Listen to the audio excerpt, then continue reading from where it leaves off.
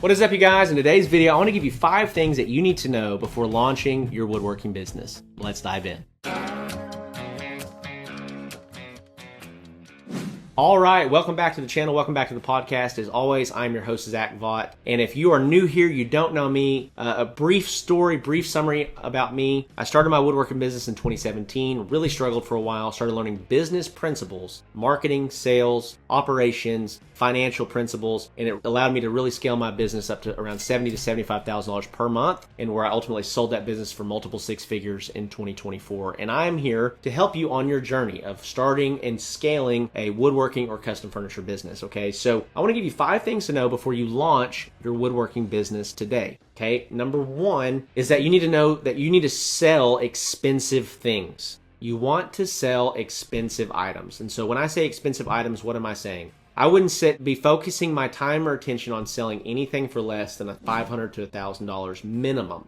Now, for a lot of you people out there that are thinking about starting a woodworking business, you're like, man, that's crazy. I can't imagine trying to sell something that's $1,000 or $2,000 or $5,000. I felt the same way when I started. But one of the things that I realized was that if you're trying to start a woodworking business, my assumption would be that you are probably trying to hit some type of financial goal attached to that, right? And so if you look at, say, a $10,000 goal per month, total revenue, we want to make 10 grand. If I sell $100 units, I got to sell 100 of those to get to $10,000. Now, if I sell a $1,000 unit, I only got to sell 10 of them, which means I have 90% less customers, 90% less potential headaches, 90% less complaints, 90% less invoices to keep up with. And the reality is that it's really not that much harder to sell $1,000 things than it is $100 things. Now, if you're selling $10 things, those are impulse buys. Those are things that people buy. They don't think about it. They just think, oh yeah, I want that, I'll buy it. But around $100 or $200, people they still have to go through the process of thinking, do I really want this? Do I really need it? Which is the same process they go through about thinking about $1,000 items or $5,000 items or $10,000 items. So in my opinion, you need to be selling expensive things. If you're trying to grow something big, you need to sell something expensive, okay? That's number 1. Number 2 is that you need to focus on revenue generating activities. This is huge for those of you that are trying to get started. A lot of guys get started and they spend all their time and energy doing things that don't move the needle in their business. You know, perfecting your logo, spending time trying to write the About Me page on your website, or spending time knocking on doors and introducing yourself, or asking your friends and family if they'll buy from you. Like, these are things, some of these things will generate revenue, but a lot of times what you need to be focusing on is getting your product in front of the masses. So how do you do that, right? Well, you can do it through Facebook Marketplace, you can do it through Facebook groups, you can do it through Craigslist, you can do it through whatever marketplace is available to you to get your product out there. And then you can start running paid ads once you have a proven product, okay? So what's a proven product? I've sold 3 to 5 of them and I know people want them. Then I can start running paid ads. I can start getting in front of the masses on a major level and really testing this product and this marketing strategy to see if it's going to work. But you need to focus on revenue generating activities. You need to be spending 80% of your time doing the work that's going to drive revenue into the business. Okay, that's number 2. Number 3, you need to understand that it's going to take time to grow something substantial. That doesn't mean that you can't have success quickly. But in order to really grow something big, it takes time to compound, okay? Now, I heard a quote one time, and it really stuck with me, and it was from the Real Business Owners podcast. And he said, if you can just keep a business alive for 5 years, it'll be successful. I heard that and I was like, that seems crazy, but my business had been around for about 3 years at the time when I heard that. By the time I got to year 5, we were blowing and going. We were growing, we were doing very well. So keeping a business alive and giving it time to compound, for the results to be there, for you to get good at what you're doing, for customers to become aware of you. If you can keep something alive for 5 years, you're going to be successful. You need to understand that it's going to take time to build something really big. Number 4 is that you need to slowly accumulate tools, not go in debt for them right out of the gate.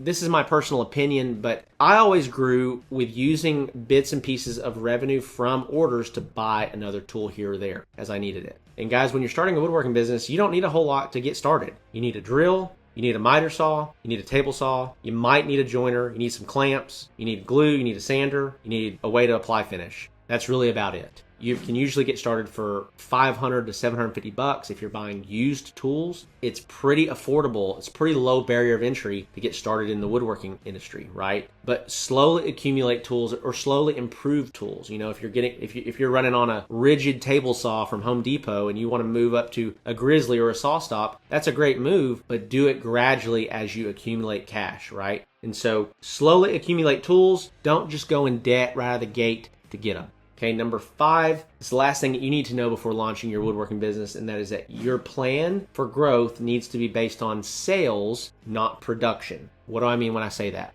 If you're going to grow a business, you always need to grow by getting sales first and getting deposits from clients so that you have more cash in the bank, and then grow your production capacity. What influences your production capacity? Well, it's usually the tools that you have, the space that you're in, and the employees that you do or do not have. The problem with these things is that they require a lot of capital. If you want to move into a new building, it requires a lot of cash. If you want to expand on tools, it requires a lot of cash. If you want to add employees, that's a financial commitment that's going to require more cash. I see too many guys start there. They go and get a big commercial space and fill it with Powermatic or SawStop or Grizzly and all these expensive tools. And then they hire a couple employees and they have no revenue. They don't have a consistent way to generate sales and revenue. You want to have an established, consistent way to drive revenue to your business. And then once you've done it and you've proven to yourself for 3 months or 6 months that you can, then we want to start making those moves to increase our production capacity. We always want to grow with sales first and then production. And then we want to take another level up with sales. So let's say you get to 10 grand a month in sales. Well, then I want to figure out how to produce 10 grand a month in production. Then I want to get to 20 grand a month in sales. Then I want to get to 20 grand a month in production. 30, 40. That's how I grew. That's how I recommend you grow, because it prevents you from getting in any giant cash flow binds to where you're like, man, I'm not going to be able to keep the lights on. I'm not going to be able to pay payroll. I'm not going to be able to pay myself. These are things that we want to try to avoid if at all possible. Okay. So those are the 5 things that you need to know as you're getting ready to start a woodworking business. The other thing I will just say here is that you need to invest in your business knowledge. So many people think that I'm a great woodworker, therefore I can build a great woodworking business. That's not the case, because there are different skills attached to running a business than just being a good woodworker. You need to understand marketing. You need to understand sales. You need to understand production. You need to understand employees. You need to understand taxes and finance. You need to understand all these other components that make up a business, right? And so if you're needing help with those things, I got some resources for you in the description below. Number 1 is completely free. It's the Handmade Business Secrets ebook that I wrote, about 100 pages long. All you got to do is click on the first link in the description below, enter your name, your email. We'll send that to you completely for free. Number 2 is the Handmade Hero Academy program. If you're a newbie trying to get started and you want some business principles that's going to help you get to your first $5,000 or $10,000 per month, go check out that program. It's a low-cost investment that you can pay for with just the sale of one high-ticket product, okay? I try to make it super affordable to help those of you out that are trying to get started and get some traction. And then lastly is the Woodworking Business Accelerator program. If you are ready to really grow, like you're